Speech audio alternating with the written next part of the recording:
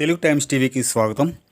ఈ వీడియోలో 2025లో ద్వాదశ రాశుల వారికి ఫలితాలు ఏ విధంగా ఉంటాయో క్లుప్తంగా తెలుసుకుంటూ ఆదాయం వ్యయం రాజపూజ్యం అవమానాలు ఏ విధంగా ఉంటాయో తెలుసుకుందాం. ద్వాదశ రాశుల్లో మొదటి రాశి మేషరాశి. వీరికి 2025లో ఆదాయం 2 గాను, వ్యయం 14 గాను, రాజపూజ్యం 5 గాను, అవమానం 7 గాను ఉంటాయి. మేషరాశి వారికి మే 15, 2025 వరకు అద్భుతమైన కాలంగా ఉంటుందని చెప్పవచ్చును. ఏమైనా ముఖ్యమైన వ్యవహారాలు ఉంటే ఈ లోపున చక్కపెట్టుకోవడం మంచిది. మే 15, 2025 తర్వాత వీరికి గ్రహాల అనుకూలత తక్కువగా ఉన్నందున ఈ లోపున వివాహం కాని వారికి వివాహ ప్రయత్నాలు చేస్తే ఫలితం ఉంటుంది. మేషరాశి వారికి మార్చి 29, 2025 నుండి ఏలినాటి శని సంచారం మొదలవుతుంది. మే 14, 2025న బృహస్పతి స్థానమార్పు కారణంగా మిథున రాశిలో సంచారం చేస్తారు. కాబట్టి వీరికి సంవత్సరం అంతా కూడా మిశ్రమ ఫలితాలు గోచరిస్తాయని చెప్పవచ్చును. ద్వాదశ రాశుల్లో 2వ రాశి వృషభ రాశి. వీరికి ఆదాయం 11 గాను, వ్యయం 5 గాను, రాజపూజ్యం 1 గాను, అవమానం 3 గాను ఉంటాయి. వృషభ రాశి వారికి ఆదాయం అద్భుతంగా ఉంటుంది. వృషభ రాశి వారికి మార్చి 29, 2025 నుండి అద్భుత కాలంగా ఉంటుందని చెప్పవచ్చును. మార్చి 29న శనీశ్వరుడు వీరికి 11వ స్థానంలోకి మారడం జరుగుతుంది. కాబట్టి వీరికి అనుకూల కాలంగా ఉంటుందని చెప్పవచ్చును. అదేవిధంగా మే 15, 2025 నుండి గురుడు స్థానమార్పు జరిగి వీరికి 2వ స్థానంలోకి రావటం జరుగుతుంది. అందువలన వృషభ రాశిలోని అన్ని రంగాల వారికి అనుకూల కాలంగా ఉంటుంది. 2025 అదృష్ట రాశుల్లో వృషభ రాశి వారు ముందు వరుసలో ఉంటారని చెప్పవచ్చును. ద్వాదశ రాశుల్లో 3వ రాశి మిథున రాశి. వీరికి ఆదాయం 14 గాను, వ్యయం 2 గాను, రాజపూజ్యం 3 గాను, అవమానం 3 గాను ఉంటుంది. వీరికి 2025 మంచి కాలంగా ఉండబోతుంది. మిథున రాశి వారికి మార్చి 29, 2025 వరకు మిశ్రమ కాలంగా ఉంటుంది. తర్వాత పరిస్థితులు అనుకూలంగా మారిపోతున్నాయి. మే 15, 2025 తర్వాత అత్యంత అనుకూలంగా ఉంటుందని చెప్పవచ్చును. వీరికి ప్రధాన గ్రహాలైన శనీశ్వరుడు, గురు భగవానుడు వీరికి అనుకూలంగా ఉన్నందున మిథున రాశి వారికి విపరీతమైన రాజయోగం ప్రాప్తిస్తుంది. వీరు చేసే ప్రతి పనిలోని విజయం సాధిస్తారని చెప్పవచ్చును. ద్వాదశ రాశుల్లో 4వ రాశి కర్కాటక రాశి.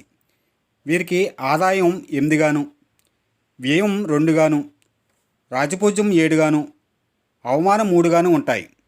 కర్కాటక రాశి వారికి మార్చి 29, 2025 వరకు ప్రస్తుతం ఏ విధంగా ఉందో అలాగే ఉంటుంది. మార్చి 29, 2025 తర్వాత కర్కాటక రాశి వారు అష్టమశని ప్రభావం నుండి బయటపడతారు. అప్పటి నుండి కర్కాటక రాశి వారికి అనుకూల ఫలితాలు ప్రాప్తిస్తాయని చెప్పవచ్చును. వివాహం కాని వారికి వివాహాలు జరుగుతాయి. దీర్ఘకాలంగా ఎదుర్కొంటున్న సమస్యలు పరిష్కరించబడతాయి. మే 15 తర్వాత మిగతా ప్రధాన గ్రహాలు అనగా గురువుగారు, రాహుకేతువుల మార్పు కారణంగా కొన్ని ప్రతికూల పరిస్థితులను ఎదుర్కొంటారని చెప్పవచ్చును. ఏది ఏమైనా 2024 కంటే 2025వ సంవత్సరం కర్కాటక రాశి వారికి విశేష కాలంగా ఉంటుందని చెప్పవచ్చును. ద్వాదశ రాశుల్లో 5వ రాశి సింహరాశి. వీరికి ఆదాయం 11 గాను, వ్యయం 11 గాను, రాజపూజ్యం 3 గాను, అవమానం 6 గాను ఉంటాయి. సింహరాశి వారికి మార్చి 29, 2025 వరకు అనుకూల కాలంగా ఉంటుందని చెప్పవచ్చును. తర్వాత అనగా మార్చి 29, 2025 తర్వాత సింహరాశి వారికి అష్టమశని ప్రారంభమవుతుంది.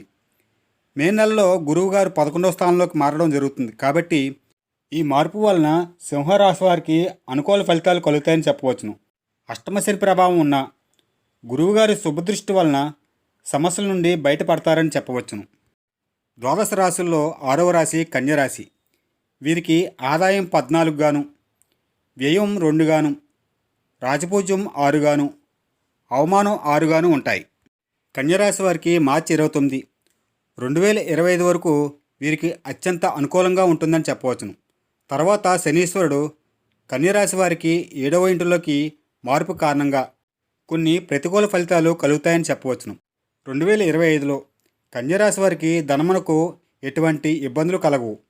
మే 15 గురువుగారు మిథున రాశిలోకి మారడం జరుగుతుంది. ఈ మార్పు కూడా కన్యరాశి వారికి ప్రతికూల ఫలితాలను కలుగుతాయని చెప్పవచ్చును. 2025 మే నెల తర్వాత రాహుకేతుల మార్పు కారణంగా వీరికి అనుకూల ఫలితాలు కలుగుతాయని చెప్పవచ్చును. ద్వాదశ రాశుల్లో 7వ రాశి తులారాశి. వీరికి ఆదాయం 11 గాను, వ్యయం 8 గాను, రాజపూజ్యం 2 గాను, అవమానం 2 గాను ఉంటాయి. తులారాశి వారికి మే 15 2025 తర్వాత గురువుగారు మార్పు కారణంగా అత్యంత అనుకూల కాలంగా ఉంటుందని చెప్పవచ్చును. అప్పటి వరకు మిశ్రమ కాలంగా ఉంటుంది. మార్చి 29 2025 వరకు ప్రస్తుతం ఏ విధంగా ఉంటుందో ఆ విధంగానే ఉంటుంది. తర్వాత శనీశ్వరుడు మీనరాశిలోకి మారటం జరుగుతుంది. ఇది వీరికి 6వ స్థానం అవుతుంది. ఇది ప్రతికూల ఫలితాలను కలగజేస్తుంది. ఈ పరిస్థితి మే 15 2025 వరకు ఉంటుందని చెప్పవచ్చును. మే 15 నుండి గురుమార్పు కారణంగా సమస్యల నుండి బయటపడతారు. ద్వాదశ రాశుల్లో 8వ రాశి వృశ్చిక రాశి. వీరికి ఆదాయం 2 గాను, వ్యయం 14 గాను, రాజపూజ్యం 5 గాను, అవమానం 2 గాను ఉంటాయి. వృశ్చిక రాశి వారు గత కొన్ని సంవత్సరములుగా పడుతున్న అనేక సమస్యల నుండి 2025 మార్చి 29 తర్వాత బయటపడతారని చెప్పవచ్చును. ఎందుకంటే వృశ్చిక రాశి వారు మార్చి 29 2025 తర్వాత వృశ్చిక రాశి వారు అర్ధాష్టమ శని సంచారం నుండి బయటపడతారు. ఈ మార్పు వృశ్చిక రాశి వారికి పెద్ద ఉపశమనంగా ఉంటుంది. మార్చి 29 2025 నుండి మే 15 2025 కాలం మధ్యలో వృశ్చిక రాశి వారికి విపరీత రాజయోగ కాలంగా ఉంటుంది. మే 15 2025 నుండి గురువుగారు అష్టమ స్థానంలోకి మారటం జరుగుతుంది. ఈ మార్పు కారణంగా వృశ్చిక రాశి వారు మిశ్రమ ఫలితాలను చూస్తారు. ఏమైనా ముఖ్యమైన వ్యవహారాలు ఉంటే మార్చి 29 2025 నుండి మే 15 2025 లోపున పూర్తి చేసుకుంటే మంచిది. ద్వాదశ రాశుల్లో 9వ రాశి ధనుసు రాశి. వీరికి ఆదాయం 5 గాను, వ్యయం 3 గాను, రాజపూజ్యం 1 గాను, అవమానం 5 గాను ఉంటాయి. ధనుసు రాశి వారికి మార్చి 29 2025 వరకు ప్రస్తుత పరిస్థితులు ఏ విధంగా ఉన్నాయో అదే విధంగా ఉంటాయి. తర్వాత మార్చి 29 2025 నుండి ధనుసు రాశి వారికి అర్ధాష్టమ శని సంచారం మొదలవుతుంది. ఈ కాలం నుండి ధనుసు రాశి వారు జాగ్రత్తలు తీసుకోవడం మంచిది.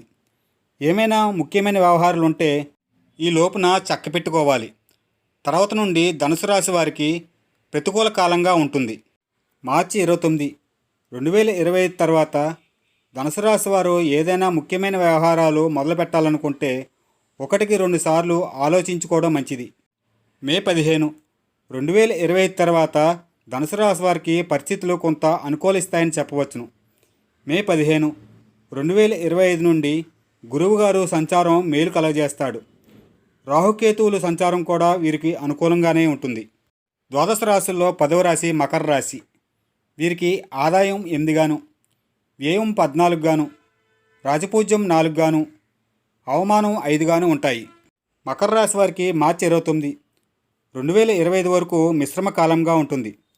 తర్వాత మార్చి 29 2025న వీరికి ఏలినాటి శని సంచారం నుండి విముక్తి లభిస్తుంది. ఇది వీరికి ఎంతో ఉపశమనంగా ఉంటుంది. అప్పటి నుండి మకర రాశి వారికి 2025 విశేష కాలంగా ఉంటుంది. అన్ని రంగాల వారికి అభివృద్ధికరంగా ఉంటుంది. జీవితం సౌకర్యవంతంగా ఉంటుంది. మే 15 2025 నుండి గురువుగారు మకర రాశి వారికి 6వ స్థానంలో సంచారం చేస్తారు. ఇది మిశ్రమ ఫలితాలను కలగజేస్తుంది. అలాగే ప్రధాన గ్రహాల్లో రాహు సంచారం అనుకూలంగాను, కేతు సంచారం ప్రతికూలంగాను ఉంటుంది. ఏది ఏమైనా 2025 మకర రాశి వారికి అభివృద్ధికరంగానే ఉంటుంది. ద్వాదశ రాశుల్లో 11వ రాశి కుంభరాశి. వీరికి ఆదాయం 8 గాను, వ్యయం 14 గాను, రాజపూజ్యం 7 గాను, అవమానం 5 గాను ఉంటాయి. కుంభరాశి వారికి మార్చి 29 2025 నుండి ఏలినాటి శని 2వ దశ పూర్తి చేసుకొని 3వ దశ ప్రారంభమవుతుంది. ఒక రకంగా ఇది కుంభరాశి వారికి కొంతలో కొంత శుభవార్త అని చెప్పవచ్చును. ఎందుకంటే జన్మస్థానంలో శని సంచారం వీరికి అనేక ఇబ్బందులను కలగజేసింది. మూడవ దశ శని సంచారం కుంభరాశి వారికి చాలా వరకు ఉపశమనంగా ఉంటుంది. అదేవిధంగా మే 15, 2025 నుండి గురువుగారి సంచారం వీరికి అనుకూల ఫలితాలను కలగజేస్తాడు. కాబట్టి 2025 కుంభరాశి వారికి అభివృద్ధికరంగానే ఉంటుందని చెప్పవచ్చును. ద్వాదశ రాశుల్లో 12వ రాశి మీనరాశి. వీరికి ఆదాయం 5 గాను, వ్యయం 3 గాను, రాజపూజ్యం 3 గాను, అవమానం 1 గాను ఉంటాయి. మీనరాశి వారికి మార్చి 29, 2025 వరకు ఏలినాటి శని మొదటి దశ సంచారం కారణంగా కొంతవరకు బాగానే ఉంటుందని చెప్పవచ్చును. తర్వాత వీరికి ఏలినాటి శని సంచారం రెండవ దశ ప్రారంభమవుతుంది. ఇది వీరికి బాధాకరంగా ఉంటుందని చెప్పవచ్చును. తగు జాగ్రత్తలు తీసుకుంటే ఈ బాధల నుండి బయటపడవచ్చునని చెప్పవచ్చును. ఈ కాలంలో బయటవారిని ఎవరిని కూడా గుడ్డిగా నమ్మకూడదు. ఆరోగ్య విషయంలో జాగ్రత్తలు తీసుకోవాలి. మానసికంగా బలాన్ని పెంచుకోవాలి. ఈ కాలంలో మీనరాశి వారు మంచి చెడులను క్షుణ్ణంగా తెలుసుకోబోతున్నారు. మధ్యవర్తిత్వాలకు దూరంగా ఉండాలి. దాన ధర్మాలు చేయడం మేలు చేస్తుంది. పరిస్థితులను ధైర్యంగా ఎదుర్కోవాలి. అందుకు సిద్ధంగా ఉండాలి. ఈ కాలంలో నమ్మినవారు మిమ్మల్ని మోసం చేసే అవకాశం ఉన్నందున జాగ్రత్తగా ఉండాలి.